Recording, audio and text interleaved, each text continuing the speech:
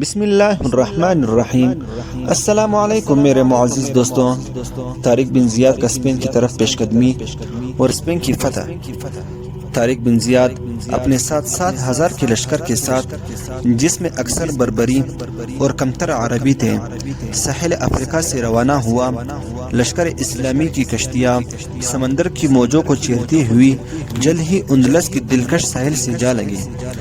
اندلس کی او مشرقی ساحلی چٹان، جسے سب سے پہلے مجاہدین اسلام کی قدم بوسی کا فخر حاصل ہوا، جو جبل طارق کے نام سے موسوم ہوئی۔ یہ واقعہ رجب 96 ہجری کا ہے۔ طارق نے سب سے پہلا کام ساحل اندلس پر اترتے ہی یہ کیا کہ جن کشتیوں میں اس کی فوج سوار ہو کر آئی تھی انہیں آگ لگا دی۔ اسی طرح اسلامی فوج کے سامنے فتح یا شہادت کے علاوہ تیسرا راستہ نہ رہا۔ اتفاقاً بادشاہ کا ایک مشہور سپاہ سالار زبردست فوج لیے ہوئے اس نواح میں اترا ہوا تھا۔ بادشاہ کا مشہور سپاہ سالار خبر ملتے ہی مسلمانوں کی فوج پر حملہ کیا، مگر شکست پاش کھائی اور سر پر پاؤں رکھ کر بھاگا۔ اس نے سخت پریشانی حیرانی کے عالم میں بادشاہ کو اطلاع دی۔ یہ بادشاہ، ہمارے ملک پر ایسے آدمیوں نے حملہ کیا ہے کہ نہ میں ان کا نام جانتا ہوں، نہ وطن، نہ اصل، نہ نسل۔ میں یہ بھی نہیں کہہ سکتا کہ وہ کہاں سے آ گئے ہیں، آسمان سے گرے ہیں یا زمین سے نکل آئے ہیں۔ بادشاہ کو جس وقت یہ خبر پہنچی، وہ باغیوں کی سرکوبی کے لیے میلونا کی نواح میں مقیم تھا۔ وہ فوراً دارالسلطنت آیا اور وہاں سے کرتبہ آ کر اطراف ملک سے فوجیں فراہم کرنی شروع کر دیے۔ طارق اسی دوران میں برابر پیش قدمی کرتا رہا اور الجزائر اور شدونہ کے علاقوں کو فتح کرتا ہوا وادی لکا میں پہنچ گیا۔ جلد ہی بادشاہ 1,00,000 کا لشکر جرار ساتھ لے کر کرتبہ سے روانہ ہوا اور طارق کے بالمقابل پڑاؤ ڈال دیا۔ بادشاہ کی عظیم الشان تیاریوں کا حال سن کر طارق نے اپنے سردار موسیٰ سے مزید فوج امداد طلب کی تھی۔ موسیٰ نے 5,000 کی جماعت روانہ کر دی۔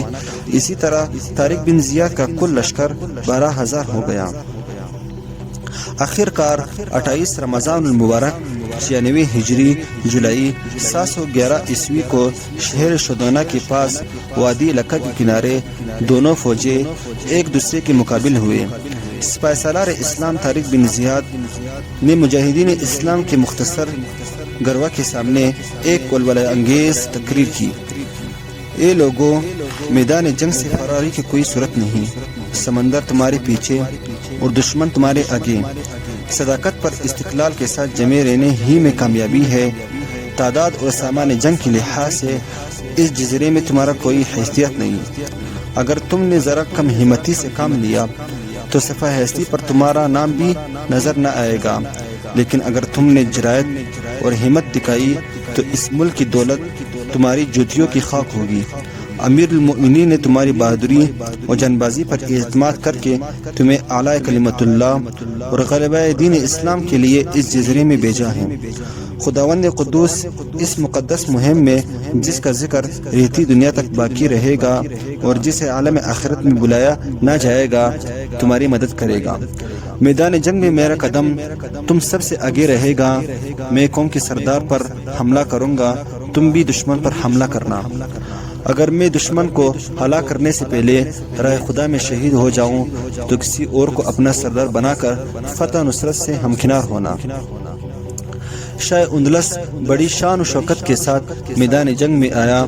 وہ نہایت پرتکلف ہاتھی دان کی گاڑی میں سوار تھا، جس میں چاندی کا کام ہوا تھا۔ سفید رنگ کی خچر شاہی گاڑی کو کھینچ رہے تھے۔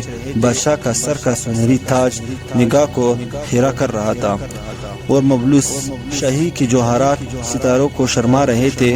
کنگات کے شہزادے اور اندلس کے امراء اپنے اپنے لشکروں کے ساتھ، جن کی مجموعی تعداد 1,00,000 تھی، اس لڑائی میں شریک تھے۔ سب سے آخر میں کئی ہزار بار برادری کے جانوروں پر داں سے لدے ہوئے تھے، جن سے دشمن کی جنگی قیدیوں کو باندھنا تھا۔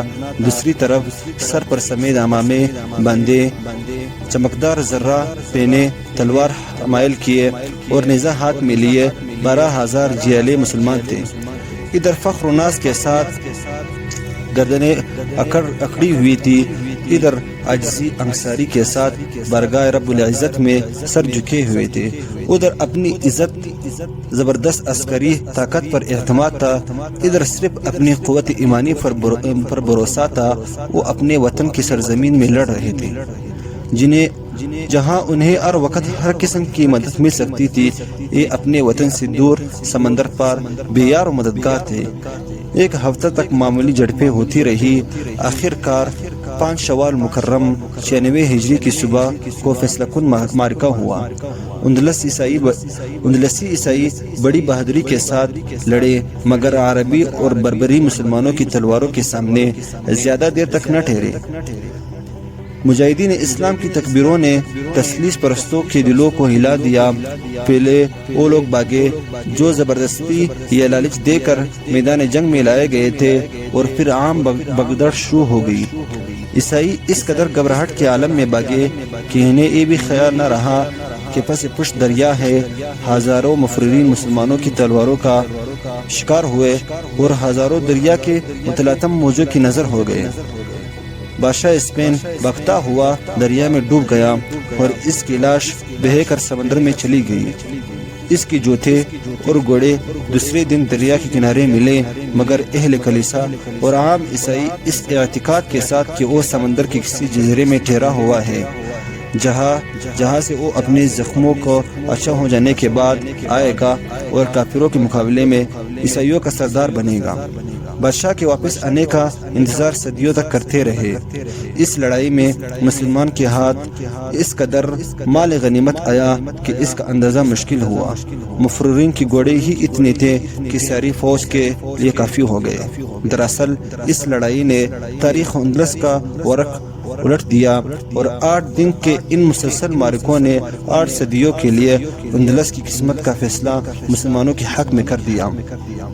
طارق بن زیاد نے ایک حاصل فتح کی خوشخبری سنانے کے لیے اپنے آقا موسیٰ ابن نصیر کے پاس کیروان بھیجا۔